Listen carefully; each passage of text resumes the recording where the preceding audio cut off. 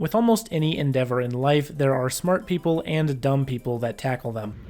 And Counter-Strike investing is no stranger to this rule. There are people that have made a lot of money with Counter-Strike investing, and some who haven't done as well. Today's video is going to be talking about the unfortunate latter. People who took calculated risks, but man, they are bad at math. We'll get into that after a word from our sponsor, Skin Auctions. The sponsor for today's video is Skin Auctions. Skin Auctions is a great way to spice up your normal buying and selling process, mostly because you can literally get skins on here for 90% off. No, like, actually, this happens all the time. I was surprised too. I know that sounds suspicious, but I actually know the people behind this. It's fully legit. So here's how it works. First, you want to head over to the free bids page, and you can go ahead and collect daily free bids. If you're one of the first, you can use this code for a little bonus, or you can do some easy tasks to get free bids. After that, you'll want to head over to the deposit page so you can start bidding. There's quite a few different deposit options, including CSGO items. Once you get topped up, you can head over to the auctions page to pick out some items that you want to bid on. You can either bid normally once the auction starts, or you can use a feature called Bidmo. Bidmo lets you automate your bids on items, so you can go to the upcoming auctions section and use Bidmo if you're not going to be there for the actual auction. You can get all kinds of things, liquid skins, or even some knives, so it's definitely worth checking out Skin Auctions using my link in the description below. Now, this video definitely would not serve its purpose if I didn't at least talk about Lunar. heyzeus already has a great video about Lunar, so if you want a deeper dive into him, you can go check that video out. But a basic rundown on Lunar is he made two major investments over the cycle of his career in the CS skin scene. The first was Cato 14 Titan Hollows, which he dropped about $750,000 on. Now, heyzeus is right in his video to say that this was actually a fundamentally strong investment. Titan Hollows are one of the most rare and most desired items in the entire game, and holding on to these is one of the hypothetically safest things you could do. Now, per Titan Hollow, Lunar paid about $60,000. He bought a large amount of them from my good friend Mitao, and then only a short while later ended up selling them back to Mitao for about $40,000 a piece, which means per Titan Hollow he lost about $20,000. This is of course after Lunar stated that he was going to hold on to the Titan Hollows for a very long time. It only took a couple months for him to do one of the most basic, dumb things you can do in the investing world, which is panic selling. If we assume he bought all of the Titan Hollows for $60K a piece and he sold all of them for $40K a piece, in total that's about a $250,000 loss in a very short period of time. But now that it's been years, one question we can ask is, would this investment actually have worked out in the first place? Well, unfortunately for Lunar, yes, it would have. We had some recent recorded sales of Titan Hollows up around the $90,000 range, which means instead of losing $20,000 per Titan Hollow, if Lunar held them until that point, he would have made about $30,000 per Titan Hollow for a total profit of almost $400,000. Now, if it was just the Titan Hollows, Lunar would still be a pretty massive laughingstock, but somehow Lunar made an even dumber decision. You see, Lunar was actually interested in investing in something else as well, and this was gloves. Now, here's the thing about gloves that pretty much every seasoned investor knows. Gloves suck as an investment. For example, many years ago, I unboxed a pair of minimal wear king snakes. These are about a $1,500 pair of gloves. I traded them to a guy for a Karambit Fade plus some ads. And after all these years, the king snakes pretty much haven't moved at all, and the Karambit Fade has almost doubled or tripled in price. And that's saying something because the Karambit Fade isn't exactly an optimized investment itself. And this trend isn't just seen in the king snakes. Many gloves just don't really go up in price. They either stay the same or go down. But of course, that's not to say that all gloves are a terrible investment. Some of them have gone up over time, but for the most part, most people know to avoid them. Lunar, however, didn't, and bought hundreds of gloves. And not only that, he bought hundreds of actively dropping and actively being opened gloves, which meant the only thing that could really happen for them is that they could go down in price. This extremely well-calculated investment obviously didn't work out very well, and Lunar basically ended up dumping these onto a bot for another massive loss. And that's how Lunar became pretty much the most notorious CS investor of all time. It seems that these days Lunar went back to his roots in cryptocurrency, so hopefully he was able to make back that massive loss. Unfortunately, Lunar is kind of a story with no moral. He just made a lot of bad decisions in a row. Don't do what he did. Now, another investor that many of you may not be expecting to see on this list is actually the Orange Man himself. Looking to purchase an M4A4 HAL for only $15 in 2024? You're about to find out how.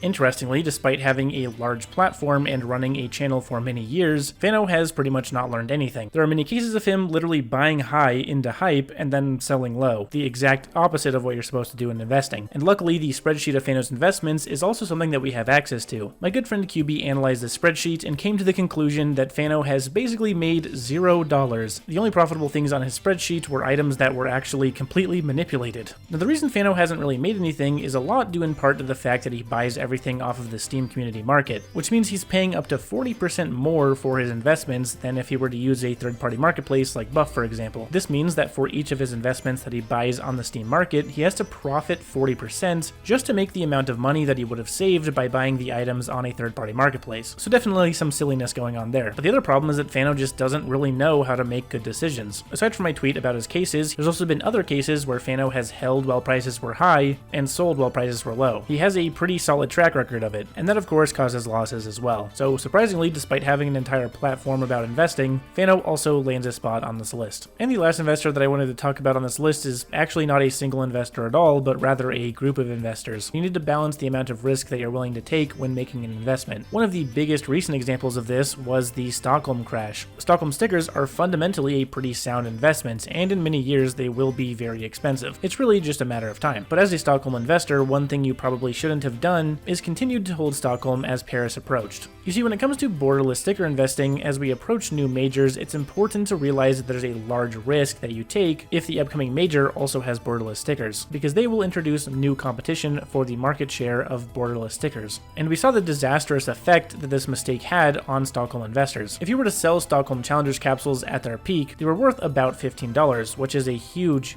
profit if you bought them during the sticker sale. Mouse Hollows themselves reached well over $100, and Mouse Golds, well, those got way up there. All really fantastic investments if you sold them before Paris came out. Paris ended up releasing a new iteration of borderless stickers, and that caused the market for Stockholm to absolutely plummet. Not only did we get new borderless iterations of teams like Navi, for example, but one of the biggest ones was a new borderless iteration of Mouse that looked nearly identical to the Stockholm Mouse. And this not only caused a massive drop on the Stockholm Challengers capsule and the Mouse Hollow, but it also caused a lasting effect where the Paris version of the Mouse Hollow is just simply an alternative to the more expensive Stockholm one, meaning essentially the Stockholm Mouse Hollow is not only capped but also tied to the price movements of the Paris Mouse Hollow. And before anyone says this was sort of an unpredictable event, pretty much everyone worth their salt, including myself, directly said that there was a massive risk for holding on to Antwerp or Stockholm stickers going into the release of Paris. The closer that the Paris major got, the more we left the realm of investing and entered the world of, well, you know, the word that'll get me demonetized. Anyway, the basic lesson to be learned here is to try not to speculate too much, and to make sure to take into account the risks when determining how you proceed with your investing. Anyway guys, that's going to be the video. Thanks a lot for watching. If you enjoyed, be sure to leave a like. It helps me immensely and costs you absolutely nothing. Be sure to subscribe to the channel for the best CS2 investing tips anywhere else on YouTube. Check out my Discord server and my Twitter. We have a great community over there, and I can answer all your questions completely for free as long as I have time. And be sure to check out skin auctions. Thanks guys, see you next time. Peace.